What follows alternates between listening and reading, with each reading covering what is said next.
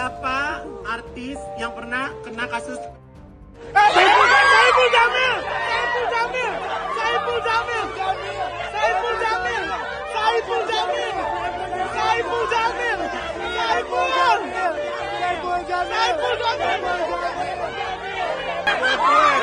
Ada orangnya. Plot twist. Tiba-tiba beneran ada. Sekarang udah tobat ya?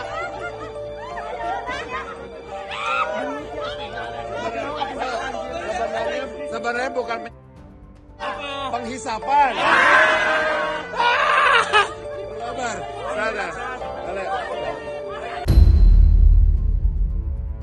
Assalamualaikum warahmatullahi wabarakatuh. Pada kesempatan kali ini, saya Ivan Gunawan. Saya mengaku salah atas beredarnya video yang beberapa hari ini beredar di sosial media. Saya sadar bahwa bercandaan yang ada dalam video tersebut adalah bercandaan yang tidak seharusnya saya lakukan dan terjadi, apalagi sampai diposting. Pada kesempatan ini saya juga ingin meminta maaf kepada semua masyarakat yang telah menyaksikan video tersebut, dan khususnya buat teman-teman yang pernah mengalami kekerasan. Saya tahu sangat sulit untuk bisa melupakan setiap permasalahan yang telah kalian alami. Sekali lagi, saya mohon maaf. Wassalamualaikum warahmatullahi wabarakatuh.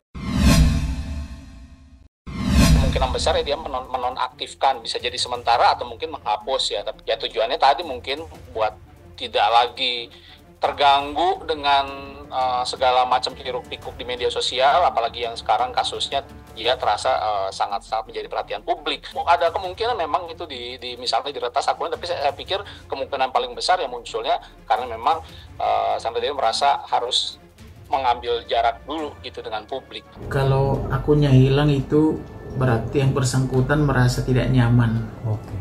Karena mungkin masyarakat kita kan masih banyak yang anti korupsi ya. Apalagi di korupsi sangat besar, dikatakan 271 triliun ya. Sedangkan yang diburu oleh pemerintah hartanya belum ada 1 triliun. Nah, entah bagaimana nih Jaksa Agung ini. Kalau kasus model seperti ini nggak sebatas Sandra Dewi.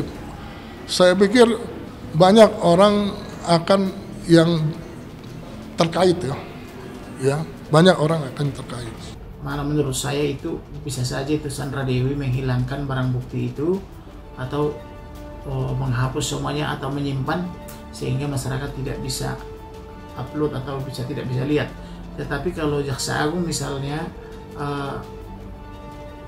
melakukan penyelidikan, sama penyidikan sudah harus mendownload semua akunnya itu, siapa yang terlibat sudah harus dia tahu. Maka walaupun dihapus itu Jaksa Agung sudah punya linknya gitu loh. Kalau penyelidikan nggak mungkin sampai dihapus, tapi kalau Sandra Dewi menghapus itu supaya masyarakat tidak mencemooh atau membuli, maka upaya dia untuk menghilangkan atau menyembunyikan barang-barang hasil yang dikorupsi gitu loh.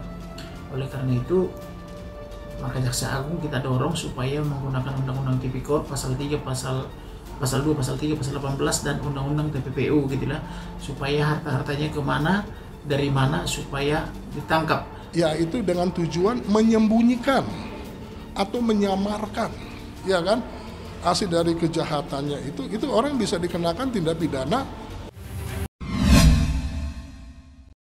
People's Court of Ho Chi Minh City, billionaire real estate tycoon Trong My Lan was found guilty of embezzlement, bribery and violating bank regulations and sentenced to death.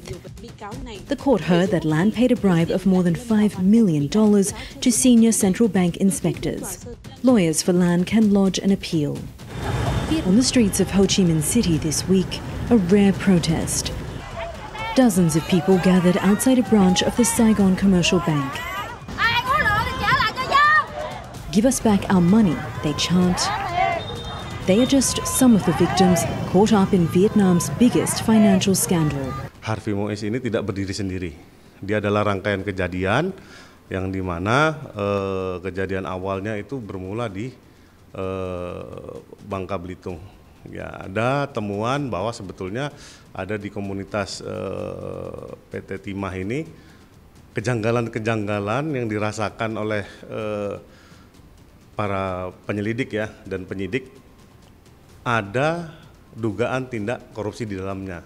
Utamanya adalah tentang praktek-praktek yang sebetulnya melanggar hukum dan melawan hukum. Yang dituduhkan ke Harvey Muiz ini, dia adalah orang tengahnya.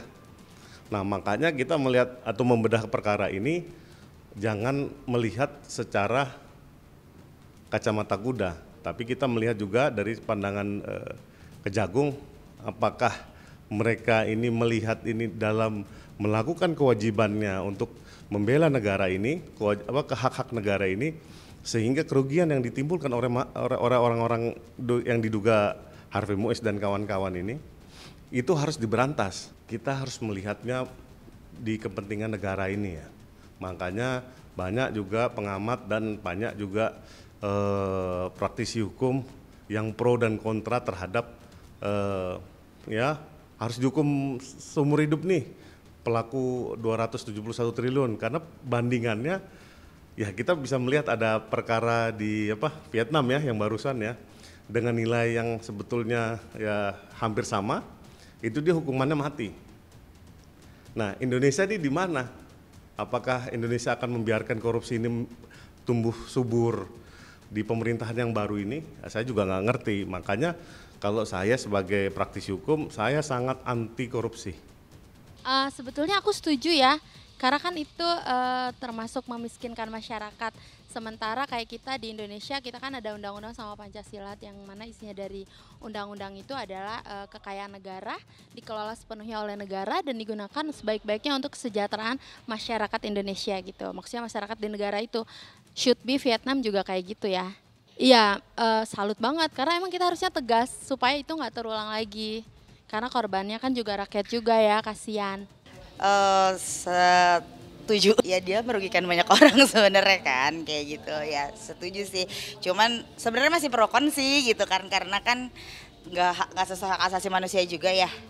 Tapi ya kalau saya sih pribadi setuju, kalau koruptor dihukum mati setuju.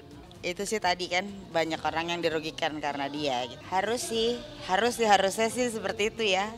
Tapi kan kenyataannya yang terjadi sekarang koruptor makin banyak di Indonesia ya. Banyak banget gitu kan, kalau korupsi nggak tanggung-tanggung. Ya kalau saya pribadi sih menurut saya udah cukup tegas ya, karena dia kan memutuskan untuk hukum mati, karena memang kalau koruptor sebaiknya dihukum mati karena kan dia ngambil hak banyak orang. Menurut saya sih setuju ya, karena koruptor itu kan merugikan banyak masyarakat, terutama yang ada di negara tersebut. Jadi menurut saya itu adalah hukuman yang setimpal untuk koruptor-koruptor di setiap negaranya. Karena menurut saya buat koruptor itu kan dia merugikan banyak orang ya, terutama dari pihak negaranya tersebut gitu. Kalau misalnya dikasih keringanan dari setiap negara untuk membebaskan setiap koruptor, pasti bakal makin banyak koruptor-koruptor di dunia ini yang akhirnya malah merugikan ke negaranya masing-masing. Menurut saya sih cukup hebat ya keputusan dari hakim tersebut, dan saya juga menyetujui keputusan itu. Kalau menurut saya sebaiknya perlu ya, karena untuk mengatasi koruptor-koruptor di Indonesia yang belum ada gebrakan apa-apa atau tindakan apa-apa dari penegakan hukumnya, jadi menurut saya itu perlu ada di Indonesia juga. Betul, karena Indonesia kan sumber daya alamnya banyak, terus bisa dibilang kita juga negara yang maju, tapi karena banyaknya koruptor yang membuat kita menjadi tersendat dan tetap bergerak di tempat saja.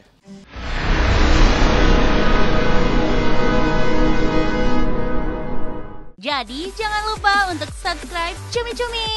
Ditekan ya tombol lonceng merahnya.